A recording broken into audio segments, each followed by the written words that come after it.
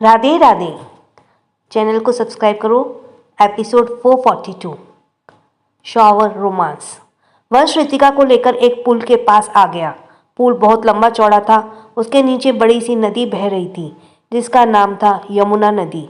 रितिका नदी की पानी की बहने की आवाज़ पा रही थी। उसे उस आवाज़ से काफ़ी सुकून मिल रहा था। वंश उसके चेहरे को देख रहा था। उसने उसका हाथ पकड़ा और उसके पास खड़ा होते हुए बोला, रिति, मैं कल कुछ दिनों के लिए शहर से बाहर जा रहा हूँ। ये सुनकर रितिका के होठों की स्माइल गायब हो गई। वंश महसूस कर पा रहा था कि उसकी पकड़ उसके हाथ पर कसती जा रही थी। रितिका ने उसे फेस किया और कहा, क्यों? वंश ने कहा, कुछ जरूरी काम है। रितिका ने कहा, जाना जरूरी है? वंश ने उसी तरह जवाब दिया, हाँ, बहुत ज़रूरी काम है, पर मैं कुछ दिनों में आ जाऊंगा। तुम अपना ख्याल रखना। ये कहकर हुए उसने रितिका के गाल पर हाथ रखा। रितिका ने उसके हाथ को पकड़ लिया। वंश उसके उदास चेहरे को देख पा रहा था। वो उसके पास आया और उसे अपने सीने से लगाते हुए बोला, मैंने कहा ना, मैं वापस आऊँगा। रितिका ने हाँ में सिर हिलाया। वंश ने रितिका का साथ बहुत अच्छा लगता था। कुछ पल बाद रितिका उससे दूर हुई और मुस्कुराते हुए बोली, अच्छा रुको, मैं तो भूल ही गई थी। देखो, मैं तुम्हारे लिए कुछ लेकर आई हूँ। ये कहते हुए उसने अपने पॉकेट से एक पेंडेंट निकाला जो कि लंबी सी चेन के साथ था। वंश ने उसे देखा। उसके एक ब्लू का स्टोन चमक रहा था। देखने में उसका शेप एक साइड विंग की तरह था। रितिका ने कहा, क्या तुम्हें ये पसंद आया? वंश ने कहा, क्या इसे तुमने बनाया है? रितिका ने कहा, हाँ। बुद्धू, मैं देख नहीं सकती, मैं उसे कैसे बना सकती हूँ? तो मैंने सुबह स्टोर से किया है ना, बहुत खूबसूरत। वंश ने कहा, हाँ, ये बहुत अच्छा है। रितिका बहुत खुश हो गई। वो वंश के पास आई और उसके गले में उसे पहनाते हुए बोली, ये तुम पर बहुत अच्छा लगेगा। वंश उसे एक्साइटेड चेहरे को देखने लगा। वो कितनी जल्दी खुश हो जाया करती थी। मुस्कुराते हुए तो वो और भी ज़्यादा प्यारी लगती थी। वंश ने देखा उसके गले पर कल रात के उसके दिए मार्क्स थे। उन्हें देखते हुए उसका गला सूख गया। अनजाने में ही रितिका की कमर से पकड़कर खुद को करीब कर लिया। रितिका हैरान हो गई। वंश ने कहा, क्या तुम्हें पता है, तुम बहुत खूबसूरत हो। मन कर रहा है बस मैं तुम्हें देखता ही रहूं। रितिका ये सुनकर शर्मा गई। वंश ने उसके लाल हो रहे चेहरे को देखा और उसके गाल को सहलाने लगा। रितिका ने अपनी आंखें बंद कर ली और उसके टच को महसूस करने लगी। वंश ने उसे देखा तो उसे उससे रहा नहीं गया और उसने उसके होठों को चूम लिया। रितिका की आंखें झट से खुल गईं। वंश अपनी आंखें बंद करके उसे डीपली किस करने लगा और इधर रितिका ने कसकर आंखें बंद कर ली और वंश के कंधे को पकड़ लिया। वंश ने उसे रेलिंग सटाया और उसके ऊपर झुकने को हुआ, उसे चूमने लगा। सड़क पर काफ़ी भीड़ थी और आते जाते लोग उन्हें देखने लगे। कुछ देर बाद रितिका को सांस लेने में परेशानी होने लगी तो वंश उससे दूर हो गया। वे दोनों गहरी गहरी सांसें लेने लगे। वंश ने उसके चेहरे पर आ रहे वालों को उसके कान से पीछे किया और उसको फ्लफी होठों को देखने लगा। उन्हें देखते हुए उसे फिर से अपना गला सूखता हुआ महसूस हुआ। वो अभी उसे चूम पाता तभी उसे अपनी तरफ एक कार तेज स्पीड से आता हुआ दिखा और उसकी आंखें बड़ी बड़ी हो गईं। Oh shit! उसने रितिका को कसकर पकड़ लिया और सीधा पुल से नीचे कूद गया और उसी के साथ ही वो कार वंश की बाइक को टक्कर मारते हुए रेलिंग से टकरा जहाँ पर अभी अभी रितिका और वंश खड़े थे। इधर रितिका पानी में गिरने से वंश से दूर हो गई। वो कुछ देर देख नहीं पा रही थी लेकिन उसके हाथ पर चलते हुए पानी में ऊपर जाने की कोशिश कर रहे थे। तभी किसी ने उसे कमर से पकड़ अपनी तरफ खींचा और उसे लेकर पानी के ऊपर सतह पर आ गया। वे दोनों लंबी लंबी सांसें लेने लगे। वंश ने कहा, आर यू ओके? रितिका उससे लपटते हुए बोली, हाँ, मैं ठीक हूँ। और वो गहरी गहरी सांसें लेने लगी। कुछ वक्त बाद वे दोनों जोर जोर से हंसने लगे। कुछ देर बाद वंश ने कहा, हमें यहाँ से निकलना होगा। रितिका ने हाँ में सिर हिलाया। वंश उसे लेकर किनारे पर आ गया। पानी का बहाव तेज था इसलिए दोनों बहते हुए कुछ दूर आ गए थे। दोनों किनारे पर बैठकर लंबी लंबी सांसें लेने लगे। रिवर का पानी ठंडा दोनों के शरीर की हड्डी तक को कपा रहा था। रितिका अपने बाजुओं को रगड़ते हुए बोली, आखिर हुआ क्या था? उसके सवाल पर वंश ने कुछ याद आया। उसने ऊपर देखा जहां से वे कूद गए थे। वहां पर उसे दूर से कुछ लोग खड़े दिखाई दे रहे थे जो शायद उन्हीं को देख रहे थे। उसने कहा, शायद कार का ब्रेक फेल हो गया था। ओ, रितिका ने कहा। वंश ने देखा रितिका की कुर्ती ट्रांसपेरेंट होकर उसके बदन से चिपक गई है, जिससे उसके इनर क्लोथ्स को देख पा रहा था। उसने जल्दी से अपना जैकेट निकाला और उसे देते हुए बोला, तुम ये पहन लो। वंश ने अपना फ़ोन और वॉलेट देखा जो कि पूरी तरह से गीले हो गए थे। उसने कहा, आई थिंक हमें नए कपड़े लेने चाहिए, नहीं तो तुम्हारी तबीयत खराब हो जाएगी। वे दोनों पास के ही एक होटल में आ गए, शायद बहते हुए दूसरे शहर में आ गए थे।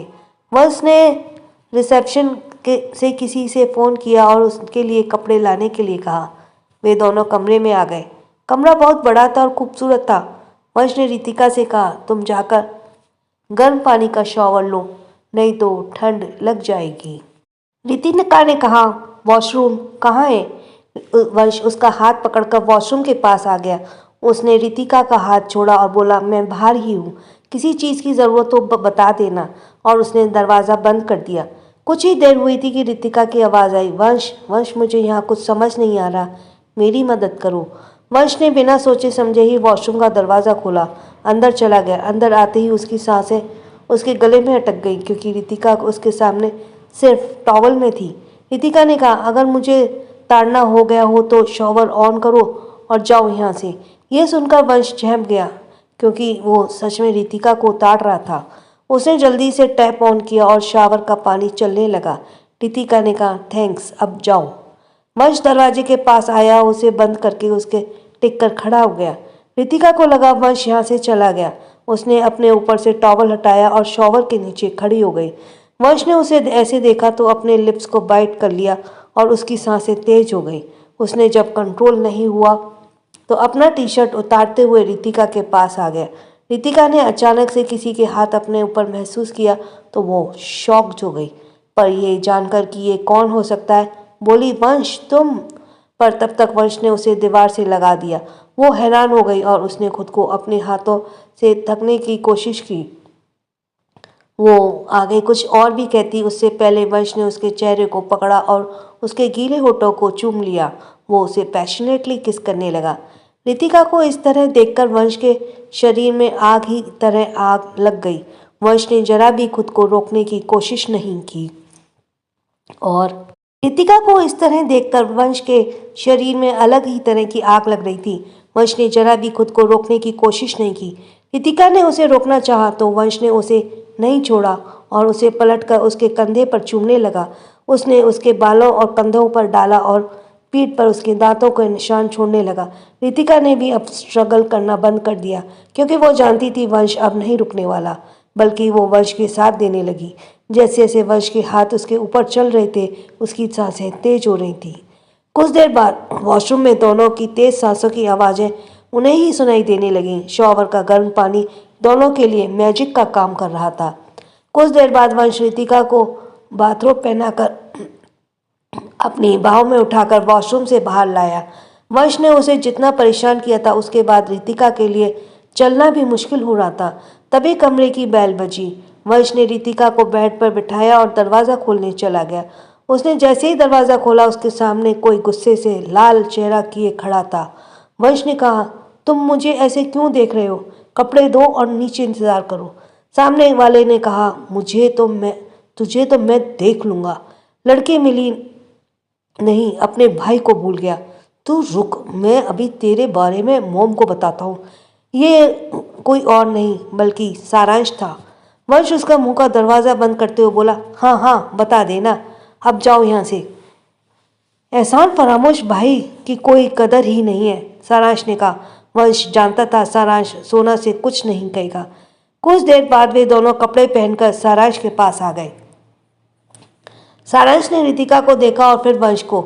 उसने वंश के कान में धीरे से कहा, तूने पहले बताया क्यों नहीं? तेरी इतनी खूबसूरत गर्लफ्रेंड भी है तो तू छुपा रुस्तम निकला। ये कहते हुए सारांश ने वंश के पेट में मारा। वंश ने घूर कर उसे देखा। सारांश ने कहा, अब तू इसे मुझसे मिलवाने वाला है या मैं खुद ही मिल लूँ? ये कहते हुए उसने रितिका का हाथ पकड़ लिया और उसे हैंडशेक करते हुए बोला, हेलो ब्यूटीफुल, माई सेल्फ सारांश ज़्यादा, तुम्हारे बॉयफ्रेंड का बड़ा भाई। रितिका तो पहले खुश हुई थी, फिर उसे उसका बड़ा भाई जानकर उसने अपना हाथ पीछे खींच लिया। सारांश हैरान होते हुए बोला, क्या हुआ? रितिका ने हकलाते हुए कहा, कुछ नहीं, मैं बस।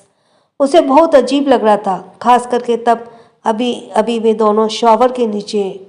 You know what I mean. सारांश ने कहा, कोई बात नहीं, अब चले यहाँ से, मैं मेरा काम छोड़कर आया हूँ यार। वे वहां से निकल गए। कुछ देर बाद वे सिटी आ गए।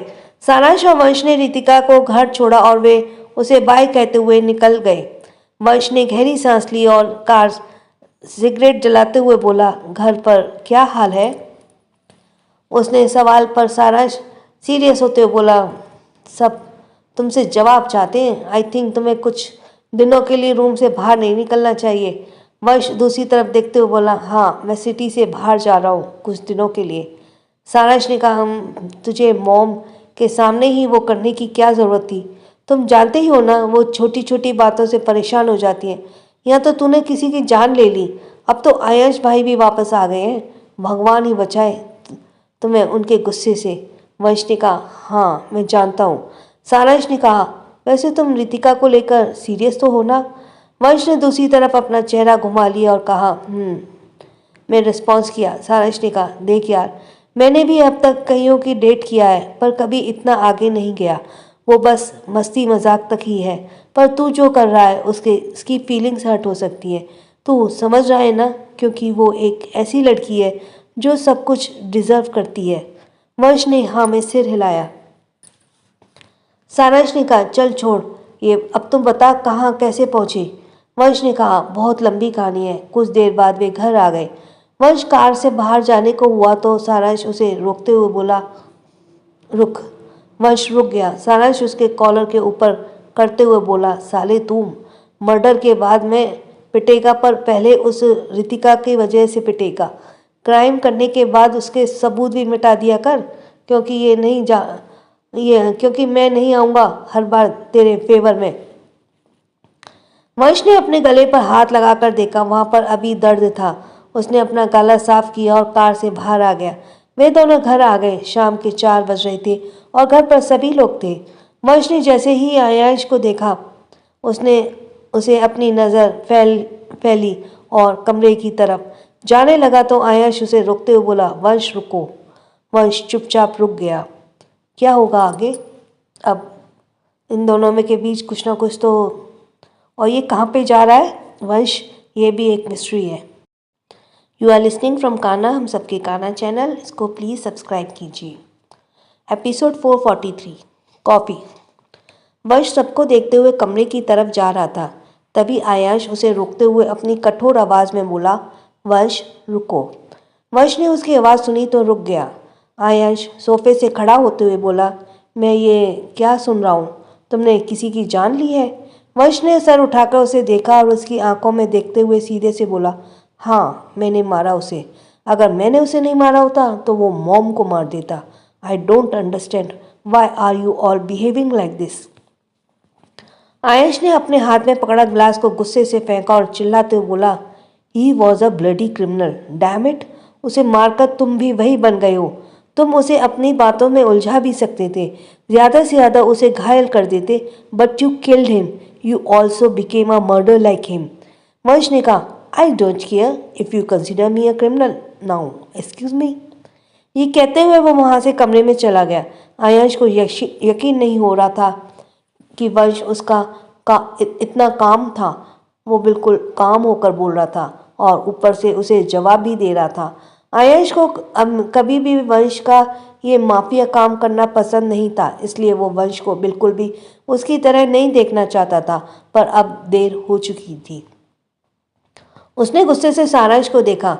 आयश ने उस पर देखने से तो सारांश के मानो सांसें ही गले में अटक गई। उसने हकलाते हुए कहा, भाई मैंने कुछ नहीं किया। आयश ने उसके अपनी नज़र नज़र फैला ली और वहीं से चला गया।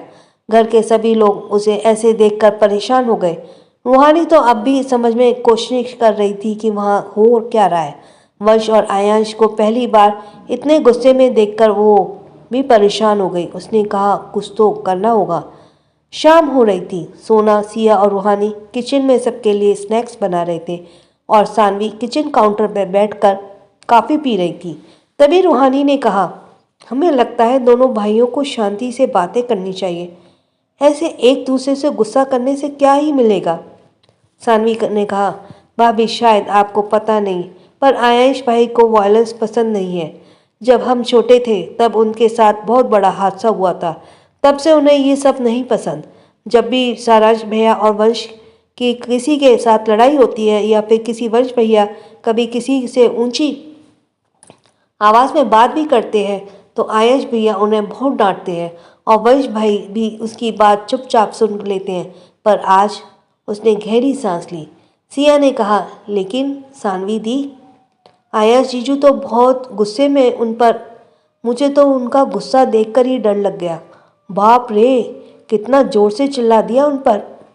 सानवी ने कहा, हाँ बस ये कुछ देर के लिए है, तुम फिक्र मत करो। ये दोनों ज़्यादा देर एक दूसरे से नाराज़ नहीं रह सकते। कुछ देर में उनकी चाय और स्नैक्स बन गई। तभी वंश किचन में आया। उसे शाम के कॉफ़ी पीना पसंद था। उसने सोना को देखा और कहा, मॉम मेरे लिए कॉफ़ी। पर सोना ने स्पून को जोर से पटका और वहाँ से चली गई। सिया और सानवी ने सबके लिए चाय और स्नैक्स लेकर चली गई। वहाँ पर अब रूहानी ही बची थी। रूहानी ने वंश को देखा और कहा, हम बना देते हैं, और वो उसके लिए कॉफ़ी बनाने लगी। लेकिन वंश को सिर्फ सोना के हाथ की कॉफ़ी ही पसंद आती थी, इसलिए वो उससे मना करते हुए बोला, भाभी इट्स ओके, मैं बना लूँगा। और वो कॉफ़ी बनाने लगा। लेकिन उसने कभी भी ये काम नहीं किया था, इसलिए उसे समझ नहीं आ रहा था कि वो कैसे करे। उसे ऐसे देखकर रूहानी ने कहा, पहले इसमें 2 कप दूध गर्म करो, उसके बाद वहाँ है कॉफ़ी। फिर उसके बाद वो उसे बताने लगी तो वंश ने जल्दी ही कॉफ़ी बना लिया। रूहानी ने 2 कप उसके सामने रख दिए। वंश ने कहा, भाभी ये 1 कप किसके लिए? रूहानी ने कहा, तुम्हारे भैया के लिए, उनकी कॉफ़ी का वक्त भी हो गया है। वंश ने कुछ नहीं कहा। रूहानी ने ट्रे वंश के हाथ में पकड़ाते हुए कहा, अब तुम उसे ये देकर भी आओ और उनसे सॉरी भी कहना। वंश ने ट्रे का काउंटर पर रखा और उसने अपनी कॉफ़ी लेकर वहाँ से चला गया। रूहानी हैरानी से उसे देखने लगी। उसने ट्रे उठाया और आयांश की कॉफ़ी लेकर रूहानी के कमरे में आ गई। आयांश अपने हाथ में पेन घुमाते हुए कुछ फाइल्स देख रहा था जो 2 दिन से उसने पेंडिंग छोड़ दिया था। रूहानी ने उसे देखा और सोचा कि उसे डिस्टर्ब करना चाहिए या नहीं। आयांश ने वहाँ पर रूहानी की प्रेजेंस फील की तो सर उठाकर उसे देखने लगा। रूहानी मुस्कुराई और बोली, आपकी कॉफ़ी? आयश ने हाँ में सिर हिलाया और फिर से फाइल्स को देखने लगा। रूहानी ने कॉफ़ी उसके सामने टेबल पर रखा और सीधी खड़ी हो गई। आयश ने कॉफ़ी की घूंट ली और काम करने लगा। उसे आजकल रूहानी के हाथ की कॉफ़ी बहुत अच्छी लगती थी, पर आज टेस्ट कुछ अलग था। कुछ देर तक भी आयश ने कुछ नहीं कहा तो रूहानी बोली, आयश जी, हमें आपसे बात करनी थी। आयश फाइल्स में देखते हुए बोला, सुन रहा हूँ। रूहानी कुछ देर चुप रही और फिर बोली, वो हम कह रहे थे आप वंश से नाराज़। इतनी देर तक हम कह रहे थे आपको वंश से शांति से बात करनी चाहिए, आप यूँ उन पर चिल्ला और ज़्यादा बात को बिगाड़ रहे हैं। वंश का नाम सुनकर आयांश रूहानी को अपनी एक भौं उठाकर देख रहा था। उसे ऐसे देखकर रूहानी ने अपने लिप्स को बाइट कर लिया और कहा, हमें लगता है आपको उन्हें माफ़ कर देना चाहिए। ये कहते हुए उसकी आवाज़ कम हो गई और क्योंकि आयश अब उसे बहुत बुरी तरह से घूर रहा था, रूहानी ने कहा, आप हमें ऐसे क्यों देख रहे हैं? आयश ने गुस्से से मग को टेबल पर रखा और उसी तरह से बोला, ओह, तो तुम उसे जस्टिफाई करने आई हो? तुम्हें पता भी है उसने क्या किया है? रूहानी ने थोड़ा घबराते हुए कहा, हाँ हम जानते हैं ना, लेकिन आयश टेबल पर हाथ मारते हुए बोला, स्टॉप टॉकिंग हिज साइड। उसने गलती नहीं की है, उसने मर्डर किया है किसी का, समझी तुम उसे नॉर्मलाइज करना बंद करो। रूहानी ने हैरानी से उसे देखा और मुंह बनाते हुए बोली, जिद्दी कहीं के, उनसे बात नहीं करनी, लेकिन उसने बनाई कॉफ़ी पी रहे हैं। ये बात उसने आयश को सुनाने के लिए कही थी, जो कि फिर से कॉफ़ी पीने ही वाला था। उसने हैरानी से रूहानी को देखा। रूहानी ने मुंह बनाते हुए उसे देखा और बाहर आ गई। इसी तरह रात हो गई। सानवी आरवी के फ़ोन पर बात कर रही थी, क्योंकि कल कोर्ट में फाइनल हियरिंग थी। वो आरव से बात कर रही थी और ये सब हो गया था। उसके पास जीतने के रास्ते खुल गए थे, लेकिन सानवी को ये अच्छा नहीं लग रहा था। तभी आरव ने सामने से कहा, तुम फिक्र मत करो, कल हम केस जीत जाएंगे। सानवी ने कहा, इधर लंदन में एक वक्त दोपहर हो रही थी। You know right, London India से 5 घंटा 30 मिनट पीछे चलती है। आज आधा वे आरवी और लंदन घूमने को ले जा रहा था, क्योंकि वो 2 दिन हो गए थे और बिजी होने की वजह से अदव्य आरवी के से ज़्यादा इंटरेक्ट नहीं कर पा रहा था। अदव्य तैयार होकर आरवी के कमरे में आते हुए बोला, hey miss Raizada, where are you? We are late girl. तभी आरवी ने वॉशरूम से आवाज़ आई, I am coming, wait a minute. और वो उसके कानों के ईयरिंग पहनते हुए बाहर आई। उसने ब्लैक कलर की जीन्स और पर्पल शर्ट पहना था और उसके ऊपर फर वाला जैकेट था। एक्चुअली लंदन में ठंड बहुत होती है। एनीवे, अदबे ने आरवी को देखा और बस देखता ही रह गया।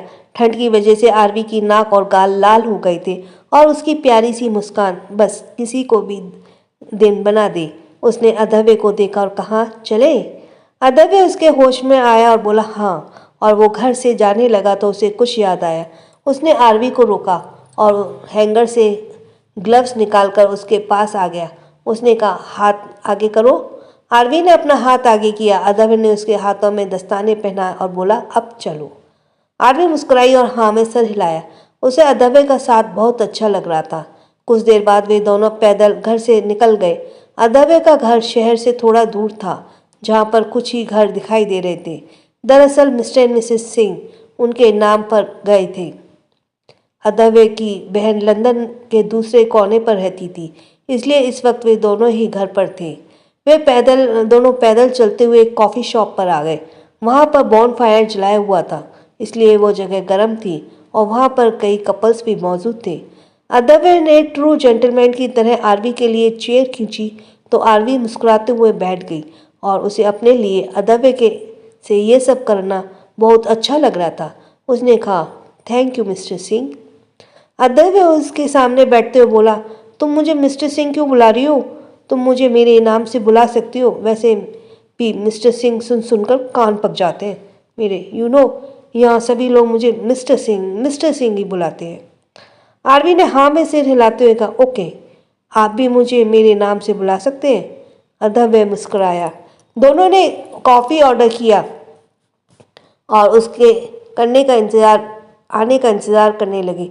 तभी एक लड़की आरवी की कुर्सी से टकरा गई और उसके हाथ से उसका फ़ोन छूटकर आरवी के पैर के पास गिर गया। वो लड़की उसे उठाने को हुई तो आरवी ने उसे रोकते हुए कहा, you wait, I will do. और उसने उसे फ़ोन उठा कर दिया। वो लड़की मुस्कुराई और बोली, thank you dear, you are welcome. Aarvi ने मुस्कुराते हुए कहा। तभी उस लड़की ने अदबे को देखा और कहा, your girlfriend is very impressive and so nice man. ये सुनकर अदबे और आरवी एक दूसरे को देखने लगे। आरवी ने कहा, नो वी आर नॉट। अदबे ने भी कहा, या वी आर जस्ट फ्रेंड्स। उस लड़की ने कहा, oh I am sorry, but you two are looking very good together. आज मैंने एक भक्त और भगवान एपिसोड 1 शुरू किया है, जो कि मेरी पहली सीरीज़ है जो मैंने खुद एडिट किया है और सब कुछ किया है। स्टार्टिंग है, कुछ कमियां हैं, लेकिन उसे ज़रूर देखना कि क्या बांके बिहारी जी के मंदिर में राधा जी ना होकर किसकी प्रतिमा है उनके साथ, और साथ में जो हरिदास जी का नाम है वो क्यों लिया जाता है। प्लीज़ उस एपिसोड को देखिए। थोड़ा हम ये भी देखते हैं तो थोड़ा भगवान का भी नाम लेते हैं, क्योंकि कलयुग में भगवान का नाम लेने से कहते हैं ना कि सारे कष्ट खत्म होते हैं, तो थोड़ा सा ये भी। सो थैंक्स फॉर लिसनिंग, और छोटों को प्यार, बड़ों को सम्मान। राधे राधे।